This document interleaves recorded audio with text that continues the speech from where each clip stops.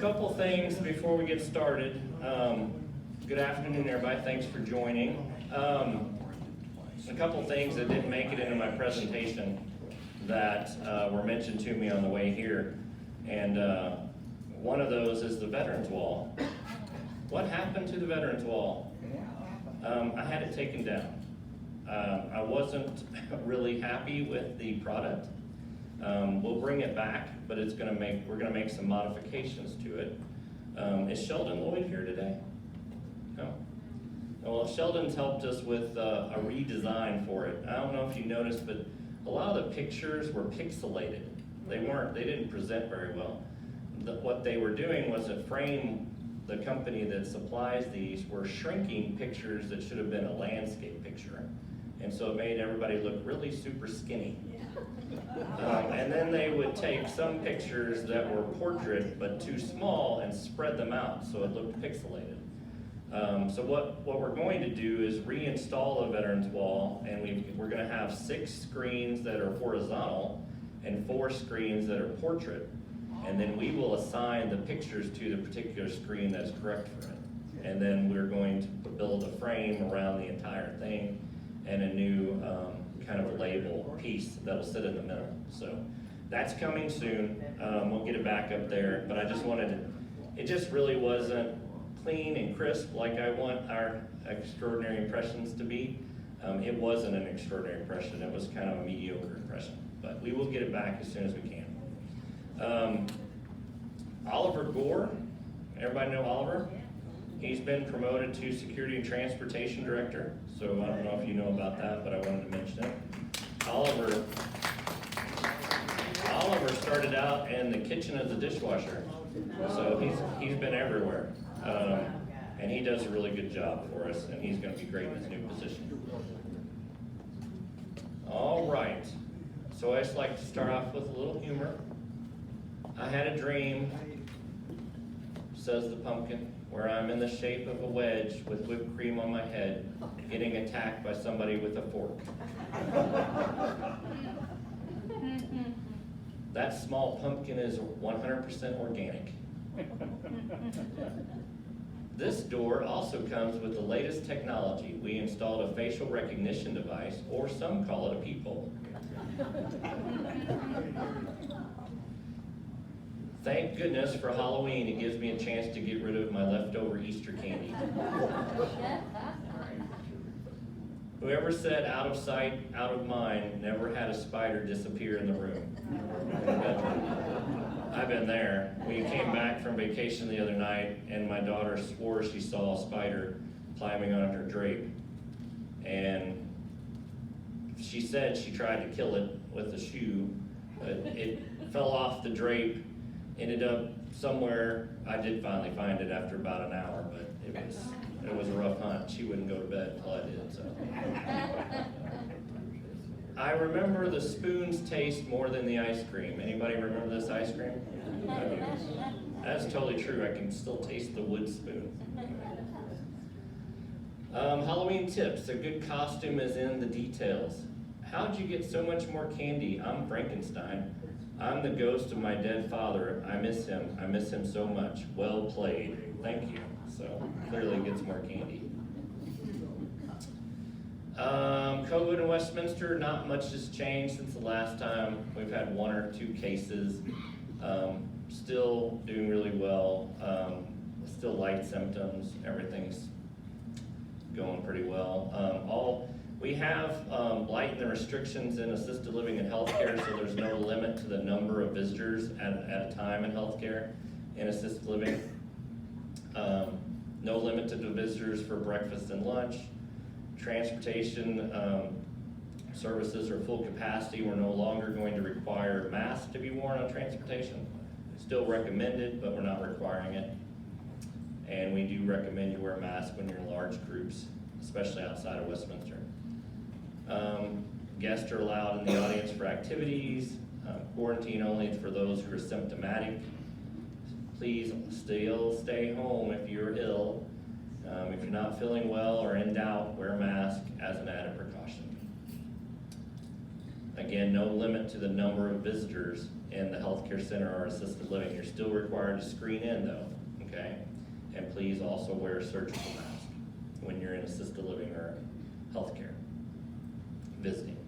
Questions and answers, hopefully.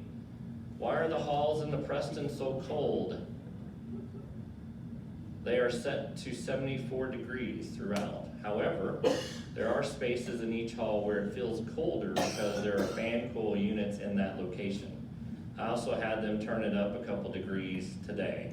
It should take effect probably tomorrow because it takes a while for the building to kind of warm back up. But, so we're gonna try 76 degrees, and because I keep getting a lot of complaints that it's too cold in the corridors. Who agrees with that statement in the Preston? Everybody. All right, so it's common. So hopefully the 2-degree increase will help. How about the Windsor building? Is it too cold? Yes? Okay. Well, we'll work on that. What is the story on the playscape installed at the Carlisle? It is a playscape for children. We would ask that the adults not use it. So it's really not built for you all. It's really built for children, 12 and under. I've had some concerns mentioned to me. We have great insurance. We do, of course. We also played on playground equipment as children, didn't we? Most of us, anybody? Oh, okay, you're okay. You turned out all right. I think we'll be okay. This is it's really just another amenity that we're trying to add to the campus. We want to give kids a place to play. And you know, it's just another great amenity. And you can hopefully watch your great-grandchildren play there, or great-great-grandchildren, as the case may be. But it's just a little added feature we've wanted to do for some time. We've had questions about, hey, do you have any place for kids to play? And we did, so we added it. Where is it located? It's in front of the Carlisle building on the east side. And it's part of it'll have a rubberized surface around it, so if a kid falls off, they'll bounce. Will they break anything? I don't know if they'll break anything, hopefully not. It's safe equipment. We're going to include it on maintenance rounds every week. We're going to be checking it to make sure that it's in good repair. But it's just playground equipment. It'll be okay. When can residents have guests at dinner again? We hope to allow this after the bistro is reopened. Will the Carlisle have its own dining room? Yes, there will be a new restaurant in the Carlisle as well as a cocktail lounge, assuming we can get a liquor license before then. I have some slides to kind of show you what that might look like. I know that there's some new folks here and maybe we've forgotten, but we have some slides that follow. I made a typo there, sorry about that. Might it be possible for the new restaurant in the Carlisle to offer later dining hours in the evening? Yes, that is the plan. It will likely be open from around 4 o'clock in the evening till 9 o'clock at night. Anybody want to eat after that? Taco Bell is open 24 hours a day. Just kidding, I'm just kidding. So this is what we believe the cocktail lounge will look like. And I visited there just a couple weeks ago, and it's actually starting to look like this. So I really kind of like what the bistro did. It will look like the rendition of the bistro, so I think you'll be quite happy with it. And this is what the dining room will look like. And it's a little, like I said in the past, it's a little heavier menu. It's not something that you'll want to do every day, but it's just something different. And you know, it's a little heavier, and it'll be more of a steak and grill kind of place, okay? The strong whoosh through our bathrooms in the Preston continued for several days before ending as suddenly as it began. What caused this? And are the new Preston exhaust fans operating as they should? So while I was out, we replaced many of the bathroom exhaust fans on the Preston building. And what happens, there's a chase that runs up the wall, the entire length of the building, and it serves all of the exhaust, those little registers that are in your bathrooms in the Preston, usually in the shower area. And it exhausts, right? It's supposed to exhaust, and what it does is it takes the humidity out and pulls it out and takes it to the roof. We replaced a bunch of the fans, the exhaust fans, and when we did, they were overpowered for the exhaust. So they were creating a whistling noise because it was moving so much air so quickly. So we're going through a process of balancing the system where we'll turn those exhaust fans down to complete the process. So as they go along in the next few weeks, they'll be completing a balance. They'll balance those, they'll turn them down to whatever setting they need to be turned to, and then we'll complete the project. But in the meantime, we've turned off some because they were moving way too much air. They do have the capability of being turned down, so we're working on that. When will the bistro reopen for evening dining? We hope to open the bistro for dinner in early November, likely November the 1st. This will be a soft open. Everybody know what that means? Well, let me tell you, that is when we require reservations at first and limit the seating to probably about 50. And then we expand the seating as we go. So when we open a new venue, we did this when we opened the bistro, if you remember, for breakfast and lunch. We started slow, we got the staff trained up and used to the business, and then it was like no holds barred, then you're able to use it as needed. But we're gonna start slow, we're gonna start off with about 50, and you'll call in and make reservations for the dinner, and then we'll open it up as we go. So probably in December, probably mid-December, we should be up to full capacity. But that is coming. And if you've noticed, there's been a lot more new faces in food and beverage. And I appreciate you being as kind and welcoming as you have been. How many visitors may we have for breakfast and lunch? There is currently no limit to the number of guests for breakfast and lunch. A little bit of a construction update. So the healthcare center entrance is taking a little longer than we anticipated. We believe it should be, the healthcare center north entrance should be reopened around the 2nd of November.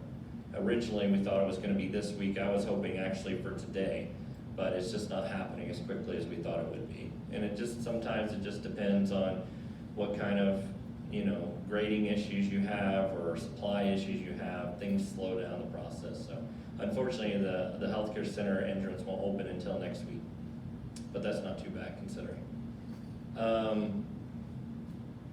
Where is the new healthcare center gonna be? The entrance is not moving, it's just they're redoing the road in front of it. So they had to shut down the lobby, the healthcare center entrance, for about 6 weeks while they did that work. And now that it should be finished next week, and then they'll be able to reopen that healthcare center entrance. Lord willing, and the creeks don't rise, right? They are doing city inspections as we speak. So they're starting at the 5th floor and moving their way down. Substantial Carlisle completion still expected in 12/29. We're still expecting to move in our first resident into independent living on the 18th of January. We expect to have it finished by the 22nd of April. We think that we're gonna move memory care and assisted living around February the 1st. And we have Zach with arranging it all, helping us do that. You can kind of see what I'm talking about with the driveways and shutting those down. So we're shutting this section down right here in front of the healthcare center, and that's the piece that we're right here. Once this piece is finished, then we'll be able to open this entrance again and use that parking again, which will be good. This is what the Carlisle building looks today. Similar, isn't it? Very similar to the picture we showed you 3 years ago. So that's the way it's supposed to turn out, I think. Just a reminder, we do get 3 levels of underground parking. It's a total of about 297 spaces. We will be assigning the parking. We'll be assigning it even to our associates. So there'll be spaces that will be shared. We'll have spaces that are designated private sitters that are here several days a week. And we're gonna assign as many, try to use the spaces as well as we can. The first floor of the Carlisle, this is the dining room that we were talking about, the new restaurant, and the cocktail lounge is here. This is a new lounge, kind of media area that we're gonna have. And then assisted living has its own lobby and activity spaces and household spaces, and it has an assisted living dining room and a new private dining room that can be used for residents for meals, and also when you're wanting to do a small meeting or presentation, you can use that space. This is, I'll show you a slide actually that has a better picture of that. As you go up to the second floor, this is our memory care floor. So it's broken up into 2 neighborhoods of about 18 apartments each, and then each of those neighborhoods has its own living room and kitchen area and a dining area for the residents. And then everybody has their own bathroom, which is nice, because if you've ever had 2 people with dementia trying to share a bathroom, that's not fun. So, as you go up to the 3rd floor, the blue area is independent living. And then the other area is more assisted living. It also has a household area, but it doesn't have a dining room on this floor. They'll take the elevator that's dedicated to assisted living and memory care and take it down to the 1st floor to have their meals. And then this blue area is independent living apartments. And you can see the bridge that connects the Windsor and the Carlisle, and it's even. It's the same grade, so we won't get confused going in between buildings because it'll still be on the 3rd floor. Until you get to the Preston, and then we're on the 2nd floor? I don't know, something like that. As you go up to 4th floor, it's also connected with the Windsor building with the bridge. It's all independent living, and then we're picking up a bunch of resident storage lockers here, which some of you might be looking forward to. As you go up to the 5th floor, it's more independent living apartments. It's also connected to the Windsor building, and it picks up even more resident storage lockers. And there's a waiting list for resident storage lockers. Anybody on that list? No? Okay, glad we're building lockers then. This is just a picture of the courtyard, and you can see the little playscape is right here. And notice how we didn't put any chairs around the playscape, so when the kids jump off of it, they'll be jumping onto the rubberized, and no residents. That's probably a good thing. And there's a family dining area right here, and some raised planter beds, and then there'll be some outdoor seating as well. There's also more outdoor seating here, so really some nice spaces to have conversations and get-togethers with your family. And then there's the dog park down here. So this is directly in front of the south wing of the Carlisle, okay? And then of course be key fob, so it'll have a key fob reader on it, and that's how you'll get access to the dog park. And then there'll be, there's basically stones and fencing that runs the entire length of this rail fencing. So the sound system in Harrisville Hall and the bistro, we've talked about it being installed, but we're still waiting on the control boards. I asked for an update today. I haven't received an answer, but we're working on that. We have beautiful projectors and speakers. We just would like to be able to use them. And we can't use those until we get the control boards in, which are back ordered from China. Yeah. So anyway, I said, is there an American model or another model that we can get? And the answer was no. Signage project, the bid process is underway, so I think I talked to you last time about it. We ran the signage plan through some residents, asked them to give us their comments. We took those comments back to the signage designer and our staff's comments, and then they created a new plan. This is the 3rd version of the plan, and I think working model, so they're taking that plan to bid now. And once we decide on the bid, we sign off on it, they'll produce the signage. And this signage is for the entire campus, so it'll bring the Preston and Windsor building together with the Carlisle. The exterior signage is waiting on Austin permit to approve. And we expected to have that about 3 weeks ago when I told you that we expected to have the demolition on the exterior signage, and that did not occur. Austin did not approve the permit, and hasn't made it through process yet. As soon as it does, Can you it's, just tell us why they haven't approved the vote? how long have you been around Austin, sir? It just takes a long time. It takes a long time to get anything done in Austin. We started working on our liquor license almost a year ago, and we're still not through that process. So unfortunately, it's just the permit process. They're overwhelmed, quite frankly, because there's so much new construction, right? And then there's a lot of turnover at the city, and like with everyone, every industry is really suffering with labor shortages right now. It doesn't matter if you're, city, state, private industry, everybody's suffering with shortage of staff. So I think that Austin is no different, and because they're overwhelmed. I was talking to a board member a few years ago, and he was in construction. He was a mechanical engineer, David Quintanilla, and he said, if you look around your city and you see 8 or so tower cranes, your city's in pretty good shape. I think if you look around Austin today, there's like 28 tower cranes in our city, so that's, yeah, there's 12 downtown just by itself, so it's pretty incredible amount of growth in construction.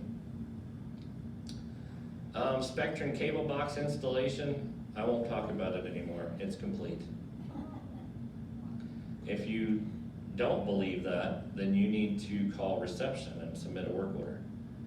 Spectrum Wi-Fi is now on the Preston 5th floor, so they're installing the backbone, and that's infrastructure, right, wiring. So when they finish the complete installation of the backbone for both buildings, then they'll come back to your apartments and they'll install this wireless access point, and that's where your Wi-Fi is gonna come from. And it's gonna be great. You're gonna love it. Keyless entry system, still waiting on common doors. So we have some back of the house work that we have to complete, but the resident side is online, so that's good news.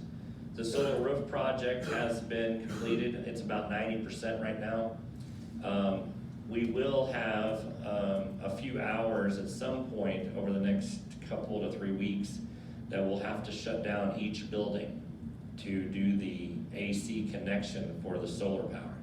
The good news is that means it's the end of the solar project, and that we will then be creating our own solar power, which will save Westminster millions of dollars over the life of the project, and also reduce our footprint. Remodel the Preston ground floor amenities. We're still waiting on the state school to pick up a lot of items that we want to donate to them, and that's been rough. We'll be getting that done shortly. The healthcare center, our entrance, I mentioned that already, but it should be opening up by November 3rd for sure. We think it should be open maybe November the 2nd. And then the healthcare center administration will be moving to the 2nd floor at the end of this week. So we built their offices where the old rehab used to be, and we reconfigured that area into offices. And so they'll move up there, and then we'll gut the 1st floor of the Windsor building where the old offices used to be. We're gonna create another meeting room for residents and the board of directors to use. And then my offices will move out over there to the Windsor building and then out of its current apartment, which is a 2-bedroom apartment. We hope to have the pool repaired next week. The pump has been back ordered. It was supposed to arrive yesterday. And they're now telling us it's gonna arrive Friday. We shall see. I just wanted to mention this. I think I mentioned it before, but we are receiving a further incentive for building this solar project. The first part of the incentive this is $1 million project, right? The whole solar project. And the first part, we're receiving a rebate from the Austin Energy of a little over $500,000. And then we're receiving this further tax credit from federal government of $156,000. So you put those two numbers together, we're paying less than $350,000 for a project that's going to be great for Westminster for 25 years. It has a 25-year guarantee. So it's really extraordinary, and it's one of the first senior living communities to ever do it. So I'll open to questions just a little bit.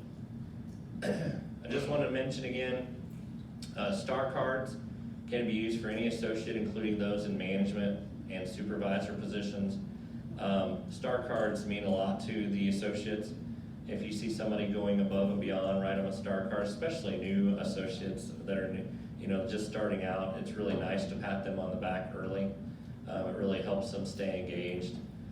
Star Cards are used to identify associates that go above and beyond, and they are used to show appreciation to all associates regardless of their position. I've even received a few Star Cards over the years, and I like it a lot.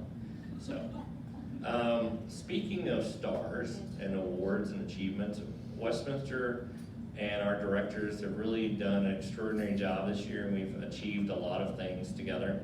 And I'm not going to read through all these, but I'll just kind of glance over them. We added some new awards recently.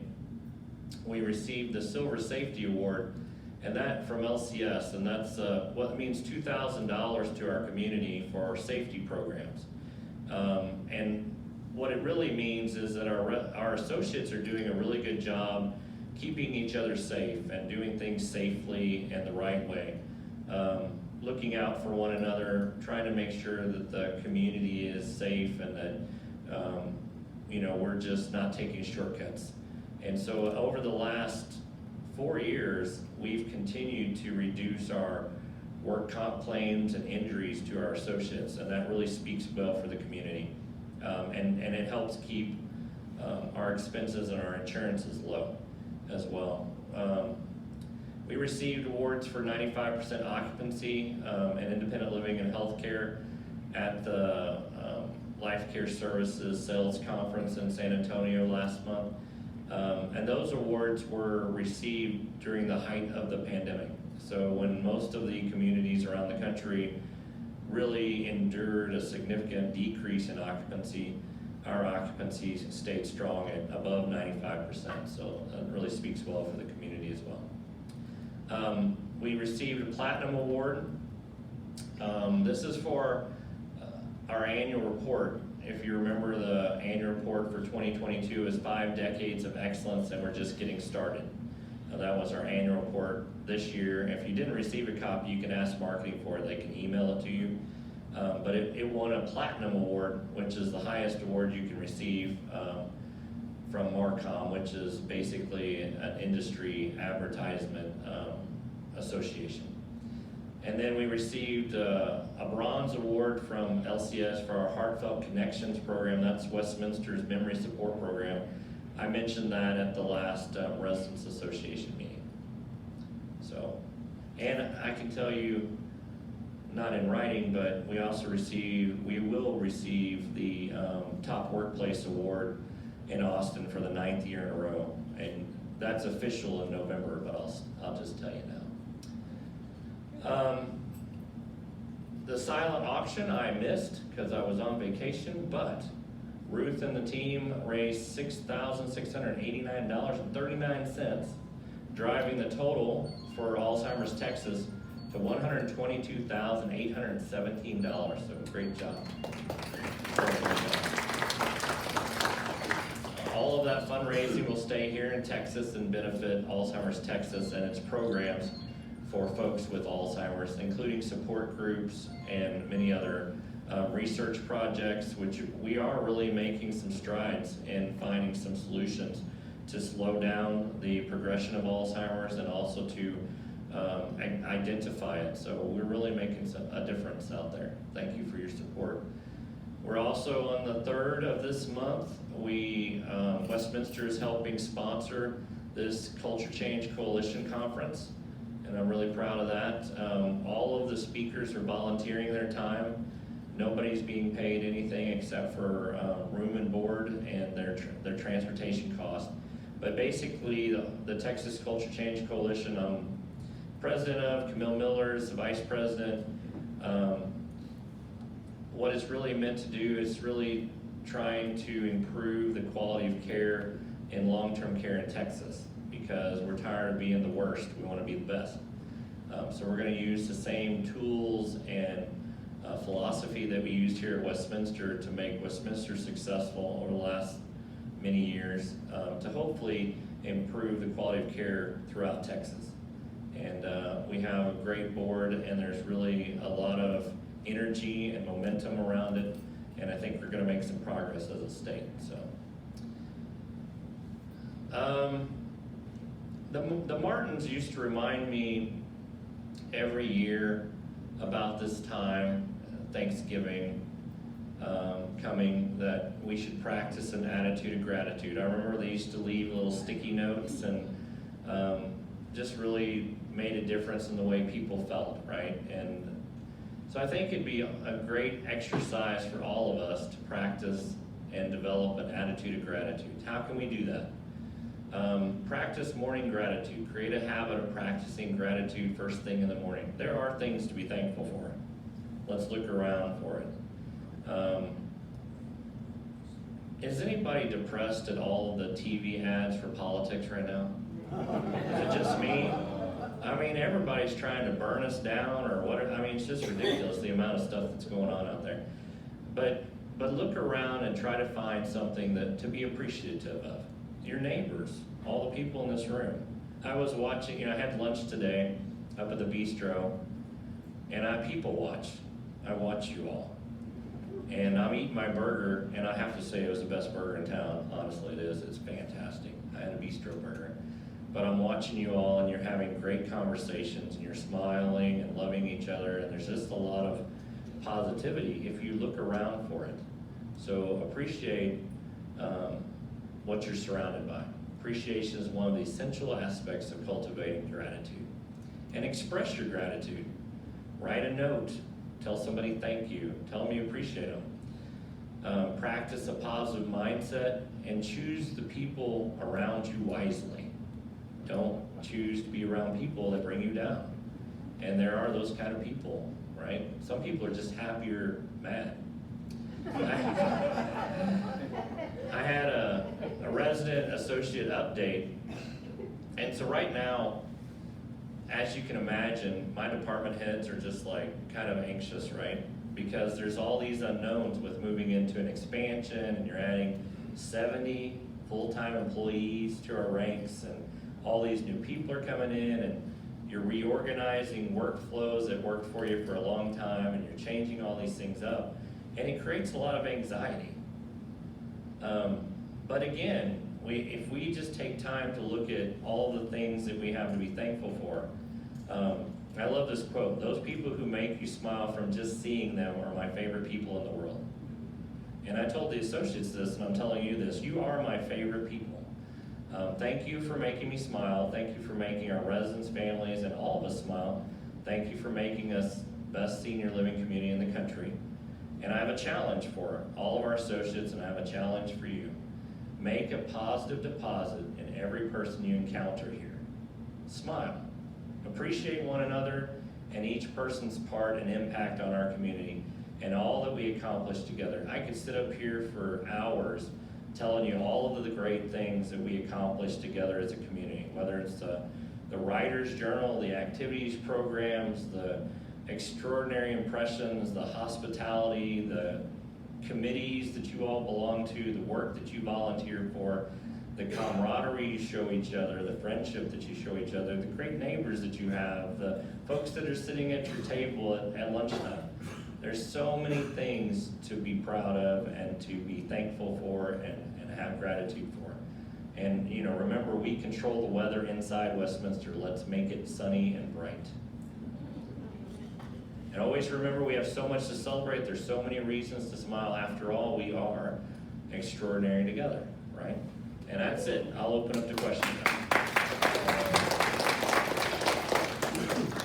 Yes, ma'am. I was wondering if there's any way that we Shivers. Recognize, if we could recognize a pioneer in the urging us to go for solar power. She was known for that at meetings like that to the. K-table? Yeah, I was gonna say, she'd have her hand up each time, and you said, yes, Mrs. Taylor, you knew I she was remember about that, yes. And you assured her there was no way we could put solar panels on the Preston. You told her that many, many times. What do we have? And at the time, I was right, but I ended up being wrong, you're right. Yeah. I'm okay, I would do that, we, like a plaque to honor right. K-table. Yes. I could, yeah, we could do that. I would love that, because she Yeah, was so. Yeah, I think you're right, yeah, you're right, I will do that.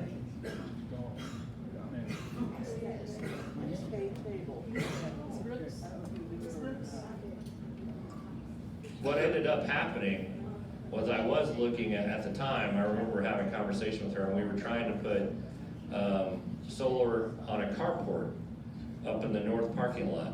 And we ended up scrapping that idea because of the expansion, but yeah, I do remember all those conversations. Thank you for bringing that up. Yes, ma'am? How many parking spaces for guests will be provided in the Carlisle parking? About 56 spaces above ground, plus the 12 spaces in front of healthcare, plus the parking garage in between the Preston and the Windsor. All that's above ground, so a total of about, I think it's around 80 visitor parking spaces above grade. And then the parking garage gives us 297 spaces total. But again, those will be assigned to residents and associates. Sounds great, yeah. There's a generous food budget for independent living for them to have their guests. Could we do that for assisted living so that people could exchange cordiality and gratitude more readily? It's a little different because in healthcare and assisted living, we're supplying 3 meals a day. And you actually have to pay a bit of an increase to get the 2 other meals. Now, we could build in maybe a guest meal charge to do that and allow for you to have guests. Is that what you're talking about? Guests on the independent side as well as guests in the community. Yeah. We can talk about that. If there's, like, food and beverage does typically provide guest meals for folks in assisted living and healthcare, but it has to be within the level of care. If you go to another level, like if you go to one of the restaurants, then you can use your meal credit, but you have to tell the assisted living that you're not gonna be there for lunch so that they know that you're going to another space. Otherwise, they make 2 meals, right? Right. So if you just let them know, they can do that for you. Okay? Oh, okay. All right. I'll come and get the particulars of the program. Okay. Thank you, John.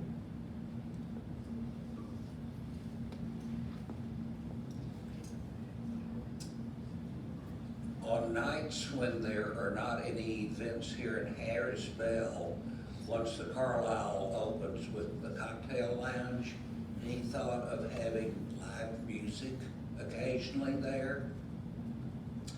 I hadn't thought about it, but I'm sure that if there's a desire for that, I know that the space will have the capability, so it could be done, yes. I know a few That's the piano fun. bars that would. I would love that. That's Okay. the one thing that I try to create as much amenity as possible, and then you all grow it, right? Just like Ruth's activities program, right? Over the years, your palette, your thoughts, your imagination help fire that program. If there's a desire for live music in a venue, we can absolutely do that. The lady playing tonight started out doing senior citizen centers strictly when she moved here a year and a half ago from LA, and she's played here 3 times before. She's playing tonight with a band behind her. That's great. So if anyone wants to dance, we'll have a dance floor. Good deal. We do have the capability in all of these spaces. All of the sound systems are being installed in the Carlisle's common spaces. So we'll definitely be able to plug in and have that kind of microphone and everything. Chuck, when you get a liquor license, how does that alter, whether we can have wine, bring our own wine to the Laurel? Okay, The bistro, yeah, what happens in the it's gonna make Carlisle? things a little bit complicated, but what happens is, we can charge a small corkage fee, right, for us, like you could bring your own bottle and give it to us to open, and then we can serve that. The bistro won't have a liquor license, so it won't have a liquor license at all, you can always bring your own there. But the Laurel Dining Room and the new Rowan Dining Room will have liquor license, and either we'll have to, if you bring your own, we'll have to charge you a small corkage fee and manage it for you, or you'll be drinking our wine, which is gonna be good and reasonably priced. And it won't be out of a box. Great, thanks. Okay. Not that there's anything wrong with boxes. Anything else? Thank you all. Have a great Thanksgiving. Great